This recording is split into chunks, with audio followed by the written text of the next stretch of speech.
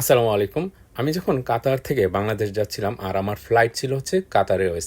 Qatar Airways হচ্ছে একটা best Airways. আর এই যে জায়গাটা আপনারা দেখতে পাচ্ছেন এটা হচ্ছে কাতারের এয়ারপোর্টের ভিতরে আইকনিক একটা জোন। যারা আসা যাওয়া করে এখানে ভিডিও সেলফি মোটামুটি সবারই থাকে। আমার বোর্ডিং শেষ হয়েছে, এখন আমি সামনের দিকে চলে যাচ্ছি। সেখানে প্লেন ওঠার আগে আরেকটা চেকিং হবে, আর এটা শেষ হলেই প্লেনে আমরা উঠে পড়ব। যেহেতু চেকিং শেষ সেহেতু ফ্লাইটে উঠে পড়লাম। কাতার এয়ারওয়েজের হসপিটালিটি অসাধারণ। যারা আসা যাওয়া করেন সবাই জানেন। কাতার ফ্লাই করার পরই দুবাই চলে আসে, আর উপর থেকে দুবাই দেখছিলাম আর মনে মনে ভাবছিলাম এখানে তো আমার ভাই আর ভাইগনারা থাকে। যাই হোক, আমি এখন রিজিকের টানে দুবাই আছি। কাতার এয়ারওয়েজে আপনার যে সামনে ডিসপ্লে দেখতে পাবেন সেটাতে আপনি কোথায় আপনার অবস্থান কোথায় সেগুলো দেখার সুযোগ রয়েছে, এবং গালফ কান্ট্রি পর্যন্ত আপনি সরাসরি ইন্টারনেট ব্যবহার করতে পারবেন। আপনি যত উপরে থাকেন না কেন আপনার ইন্টারনেট ফ্যাসিলিটিস আছে। আর আমি ভিডিও কলে সবার সাথে কথা বলেছি। এটা ছিল অন্যতম একটা ফিচার যেটা আমার কাতার এয়ারওয়েজে বেস্ট। আর এদের খাবারও বেশ চমৎকার।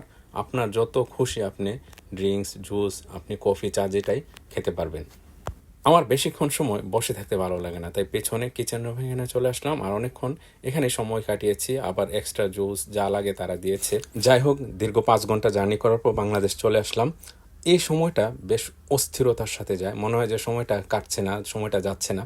বাসের জন্য অপেক্ষা করছি, বাস আমাদেরকে নিয়ে যাবে এয়ারপোর্ট আর পরিবারের সাথে দেখা হবে। সবাই জানে এই সময়টা কতটা অস্থিরতার। ভালো থাকবেন, সুস্থ থাকবেন। আসসালামু আলাইকুম।